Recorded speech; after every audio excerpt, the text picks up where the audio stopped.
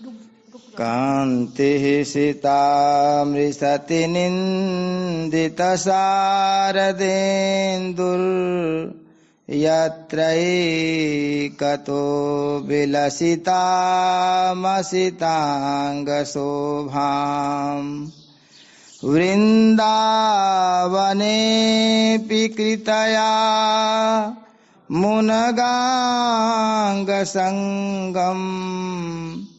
राधा मुकुन्दयुगलं तदहं नमामि। विनियोगः। ओम अस्य श्रीमद्भागवताख्यस्तोत्रमन्त्रस्य नारद ऋषिः बृहति छन्दः श्रीकृष्णः परमात्मा देवता ब्रह्मबीजं भक्तिः शक्तिः ज्ञानवैराग्ये कीलकं मम श्रीमद्भगवत्प्रसादसिद्ध्यर्थं पाठे विनियोगः। ऋष्यादिन्यासः। ओम नारदर्षये नमः शिरसि बृहति छन्दसे नमः मुखे श्रीकृष्ण परमात्मदेवतायै नमः हृदि ब्रह्मबीजाय नमः गुह्ये भक्तिशक्तये नमः पादयोः ज्ञानवैराग्यकीलकाय नमः नाभौ श्रीमद्भगवत्प्रसादसिद्ध्यर्थकपाठविनियोगाय नमः सर्वाङ्गे। अङ्गन्यासः। ॐ क्लां हृदयाय नमः। ॐ क्लीं शिरसे स्वाहा। ॐ क्लूं शिखायै वसत्। ॐ क्लैं कवचाय हुम्। ॐ क्लौं नेत्रत्रयाय वौषट्। ॐ क्लः अस्त्राय फट्। करन्यासः। ॐ क्लां अंगुष्ठाभ्यां नमः। ॐ क्लीं तर्जनीभ्यां नमः। ॐ क्लूं मध्यमाभ्यां नमः। ॐ क्लैं अनामिकाभ्यां नमः। ॐ क्लौं कनिष्ठिकाभ्यां नमः। ॐ क्लः करतलकरपृष्ठाभ्यां नमः। ॐ कस्तूरीतिलकं ललाटपटले वक्षः स्थले कौस्तुभम् नासाग्रे वरमौक्तिकं करतले वेणुः करे कङ्कणम् सर्वाङ्गे हरिचन्दनं सुललितं कण्ठे च मुक्तावली गोपास्त्री परिवेष्टितो विजयते गोपालचूडामणिः अस्ति स्वस्तरुणी कराग्रविगलात् कल्पप्रसूनाप्लुतम् वस्तु प्रस्तुतवेणुनादलहरी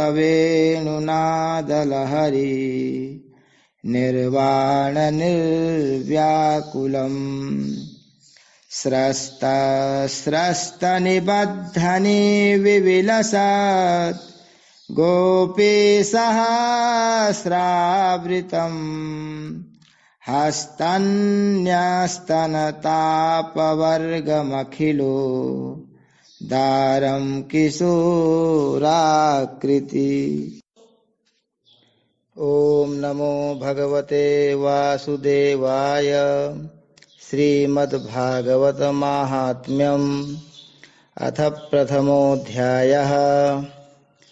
ओम सच्चिदानन्दरूपाय विश्वोत्पत्त्यादिहेतवे तापत्रय विनाशाय श्रीकृष्णाय वयं नुमः।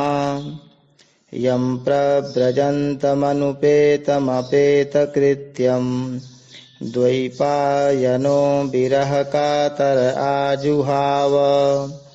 पुत्रेति तन्मयतया तरवोऽभिनेदुस्तं सर्वभूतहृदयं मुनिमानतोऽस्मि।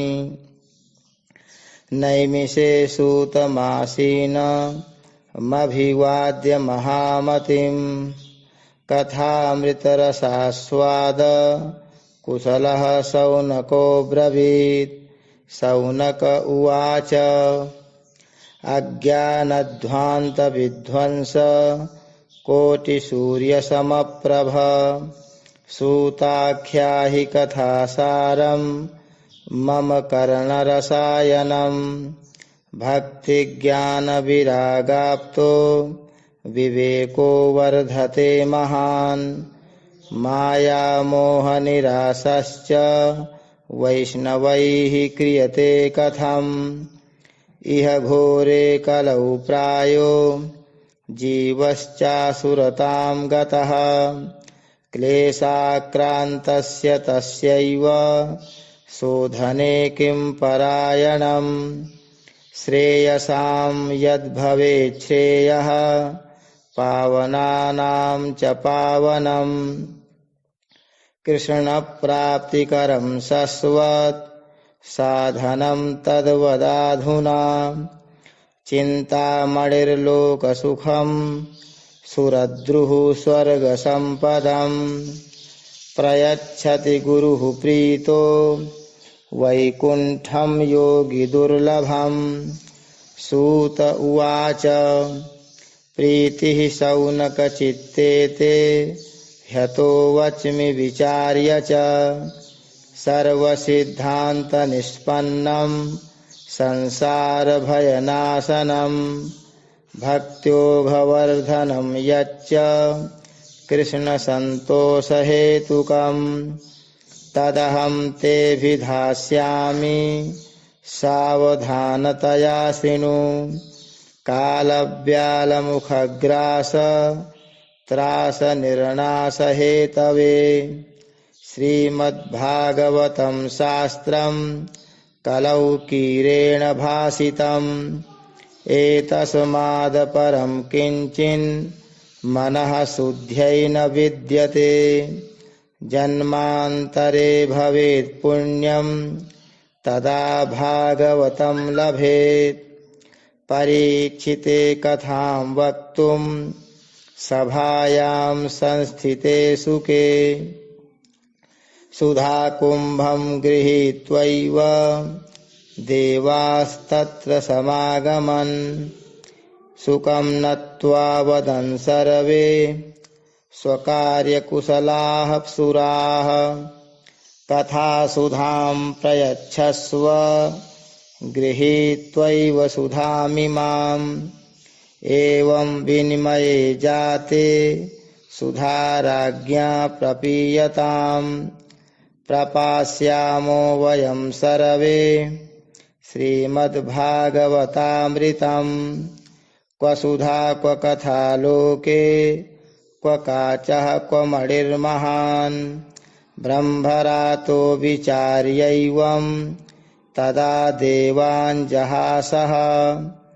अभक्तांस्तांश्च विज्ञाय न ददौ स कथामृतम्। श्रीमद्भागवती वार्ता सुरानामपि दुर्लभा। राज्ञो मोक्षं तथा वीक्ष्य पुरा धातापि विस्मितः। सत्यलोके तुलां बद्ध्वा तोलयत्साधनान्यजः। लघून्यन्यानि जातानि गौरवेण इदं महत्। तदा ऋषिगणाः सर्वे विस्मयं परमं ययुः। मेनिरे भगवद्रूपं शास्त्रं भागवतं कलौ। पठनाश्रवणात् सद्यो वैकुण्ठफलदायकम्। सप्ताहेन श्रुतं चैतत् सर्वथा मुक्तिदायकम् सनकाद्यैः पुरा प्रोक्तम् नारदाय दयापरैः यद्यपि ब्रह्मसम्बन्धात् श्रुतमेतत् सुरर्षिणा सप्ताहश्रवणविधिः कुमारैस्तस्य भासितः। शौनक उवाच लोकविग्रहमुक्तस्य नारदस्यास्थिरस्य च विधिश्रवे कुतः प्रीतिः संयोगः कुत्र तैः सह। सूत उवाच अत्र ते कीर्तयिष्यामि भक्तियुक्तं कथानकं सुकेन मम यत्प्रोक्तं रहः शिष्यं विचार्य च। एकदा हि विशालायां चत्वार ऋषयो मलाः सत्संगार्थं समायाता ददृशुस्तत्र नारदम्। कुमारा ऊचुः कथं ब्रह्मन् दीनमुखः कुतश्चिन्तातुरो भवान् त्वरितं गम्यते कुत्र कुतश्चागमनं तव। इदानीं शून्यचित्तोऽसि गतवित्तो यथा जनः तवेदं मुक्तसङ्गस्य नोचितं वद कारणम्। नारद उवाच अहं तु पृथिवीं यातो ज्ञात्वा सर्वोत्तमामिति पुष्करं च प्रयागं च काशीं गोदावरीं तथा हरिक्षेत्रं कुरुक्षेत्रं श्रीरङ्गं सेतुबन्धनम् एवमादिषु तीर्थेषु भ्रममाण इतस्ततः नापश्यं कुत्रचिच्छर्म मनः सन्तोषकारकम् कलिना धर्ममित्रेण धरेयं बाधिताधुना सत्यं नास्ति तपः शौचं दयादानं न विद्यते उदरं भरिणो जीवा वराकाः कूटभाषिणः मन्दाः सुमन्दमतयो मन्दभाग्याह्युपद्रुताः पाखण्डनिरताः सन्तो विरक्ताः सपरिग्रहाः तरुणी प्रभुता गेहे श्यालको बुद्धिदायकः कन्या विक्रयिणो लोभाद् दम्पतीनां च कल्कनम् आश्रमायवनैरुद्धास्तीर्थानि सरितस्तथा देवतायतनान्यत्र दुष्टैर्नष्टानि भूरिशः न योगी नैव सिद्धो वा न ज्ञानी सत्क्रियो नरः कलिदावानलेनाद्य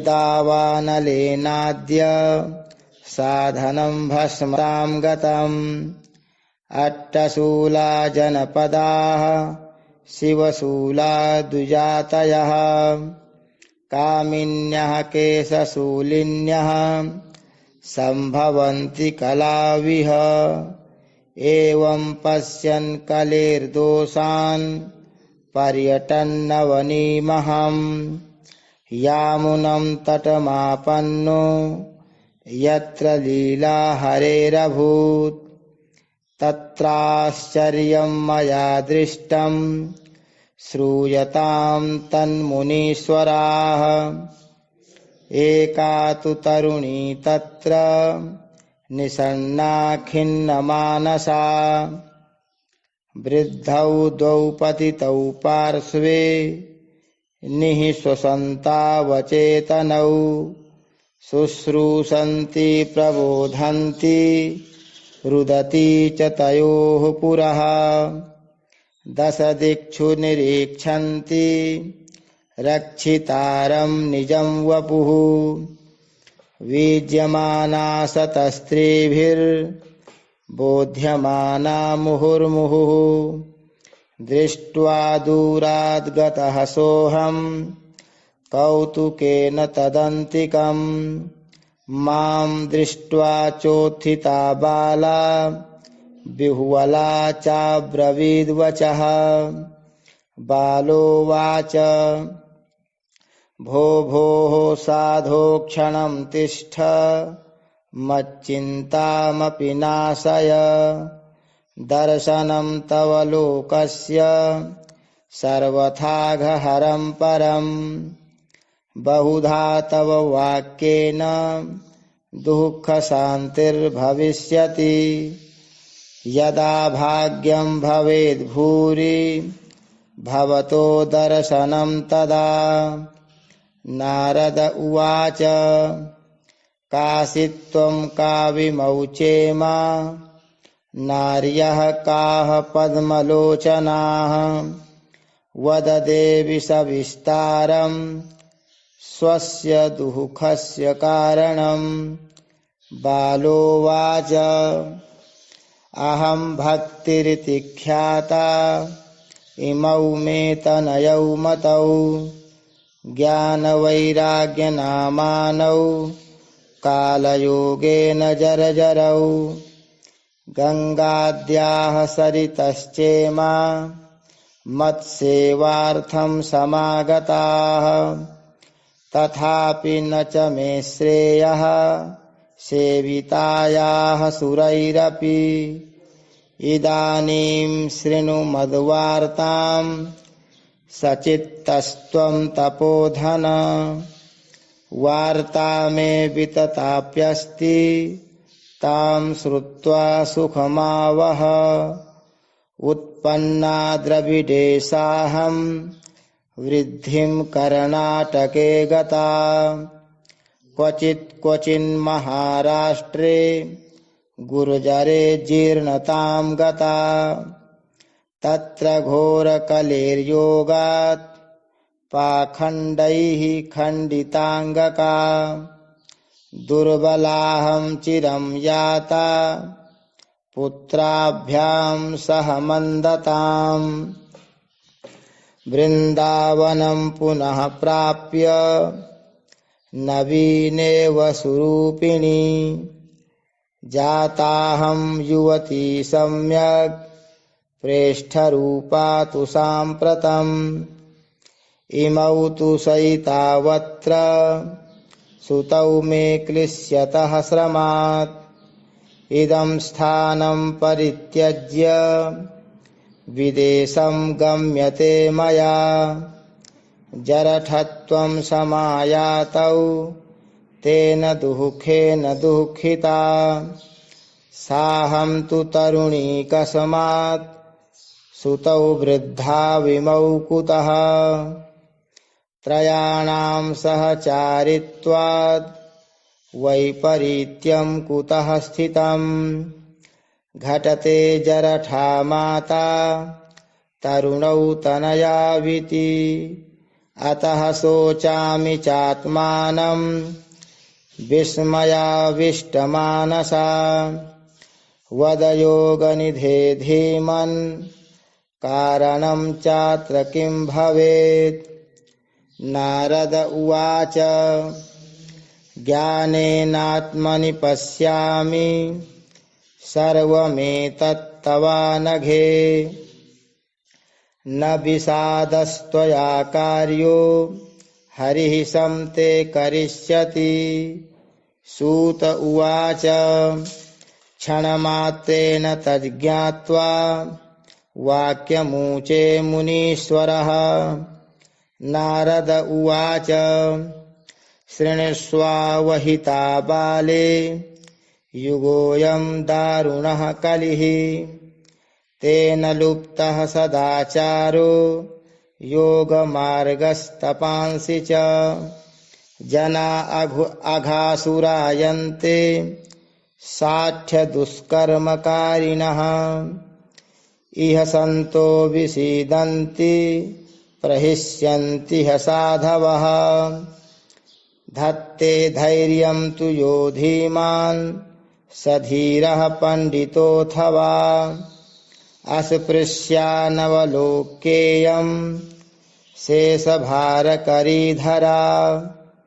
वर्षे वर्षे क्रमाज्जाता मङ्गलं नापि दृश्यते न त्वामपि सुतैः साकम् कोऽपि पश्यति साम्प्रतम् उपेक्षितानुरागान्धैर्जर्जरत्वेन संस्थिता वृन्दावनस्य संयोगात् पुनस्त्वं तरुणी नवा धन्यं वृन्दावनं तेन भक्तिर्नृत्यति यत्र च अत्रेमौ ग्राहका भावान् न जरामपि मुञ्चतः किञ्चिदात्मसुखेनेह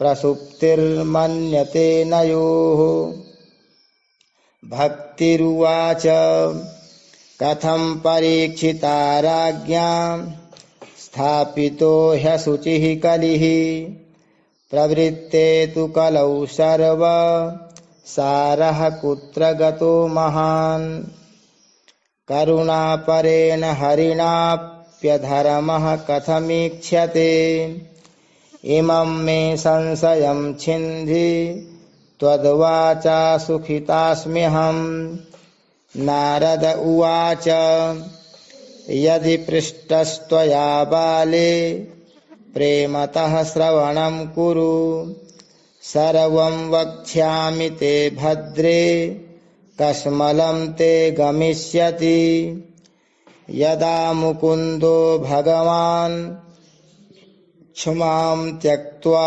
स्वपदं गतः तद्दिनात् कलिरायातः सर्वसाधनबाधकः दृष्टो दिग्विजयैराज्ञा दीनवच्छरणं गतः न मया मारणीयोऽयं सारंग इव सारभूक् यत्फलं नास्ति तपसा न योगेन समाधिना तत्फलं लभते सम्यक् कलौ केशवकीर्तनात् एकाकारं कलिं दृष्ट्वा सारवत्सारनीरसम्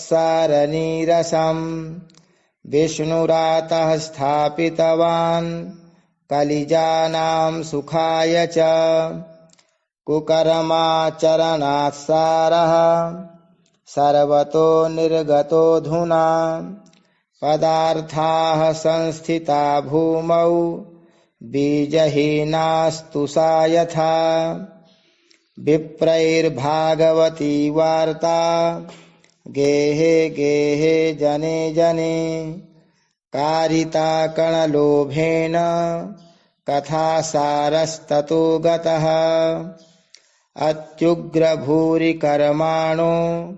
नास्तिकारौरवाजनाः तेऽपि तिष्ठन्ति तीर्थेषु तीर्थसारस्ततो गतः कामक्रोध महालोभ तृष्णाव्याकुलचेतसः तेऽपि तिष्ठन्ति तपसि तपः सारस्ततो गतः मनसश्चाजयाल्लोभात् दम्भात् पाखण्डसंश्रयात् शास्त्रानभ्यसनाच्चैव ध्यानयोगफलं गतम् पंडितास्तु कलत्रेण रमन्ते महिषा इव पुत्रस्योत्पादने दक्षा अदक्षा मुक्तिसाधने न हि वैष्णवता कुत्र संप्रदाय पुरःसरा एवं प्रलयतां प्राप्तो वस्तुसारः स्थले स्थले अयं तु युगधर्मो हि वर्तते कस्य दूषणम् अतस्तु पुण्डरीकाक्षः सहते निकटे स्थितः। सूत उवाच इति तद्वचनं श्रुत्वा विस्मयं परमं गता भक्तिरुचे वचो भूयः श्रूयतां तच्च शौनक। भक्तिरुवाच सुररसे त्वं हि धन्योऽसि मद्भाग्येन समागतः साधूनां दर्शनं लोके सर्वसिद्धिकरं परम् जयति जगति मायां यस्य कायाधवस्ते वचन रचनमेकम् केवलं चाकलय्य। ध्रुवपदमपि यातो यत्कृपातो ध्रुवोऽयम् सकलकुशलपात्रं ब्रह्मपुत्रं नतास्मि। ओम इति श्री पद्म पुराणे उत्तरखंडे श्रीमद्भागवत महात्म्ये भक्ति नारद समागमो नाम प्रथमोऽध्यायः।